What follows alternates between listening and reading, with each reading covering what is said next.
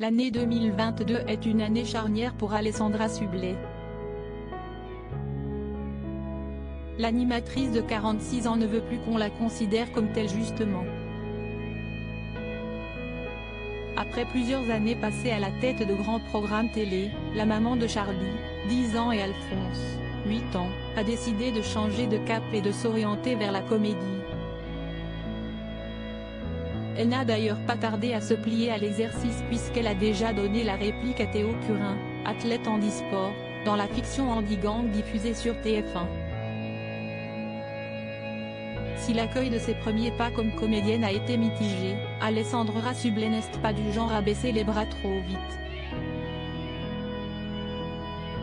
Malgré ce que les téléspectateurs ont pu penser de sa performance, elle ne reviendra pas à la télévision pour autant.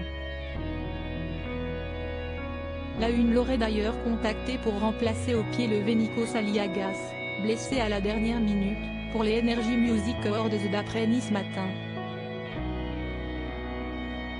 Une rumeur non confirmée par la principale intéressée comme l'indique le quotidien régional dans son numéro du 25 novembre.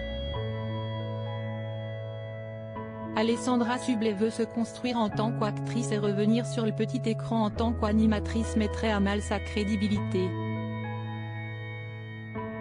Des projets à gogo si on ne la voit plus sur le petit écran en ce moment, cela ne veut pas dire qu'Alessandra Sublet se tourne les pouces. Ce serait même plutôt le contraire. À 46 ans, elle est sollicitée sur plusieurs réalisations comme la suite du film Banlieusard de Léa Lassie et Kerry James. Je campe une avocate en charge du stage d'un jeune de banlieue, affirme-t-elle à Nice Matin. Elle sera aussi l'une des invitées des 20 ans d'un gars, une fille, retour dans lequel elle jouera un couple avec Olivier Marchal, situation peu commune pour elle, c'était drôle de le voir en pyjama dans le rôle de Loulou. Alessandra Sublet a mis les bouchées doubles pour sa seconde carrière. En plus de ce film et de la mini-série événement, elle travaille sur son premier seul en scène inspiré de son livre autobiographique J'emmerde Cendrillon, publié aux éditions Robert Laffont et montera sur une scène d'Antibes, non loin de chez elle, pour la reprise de textes de Raymond DeVos. Et ce n'est encore pas tout.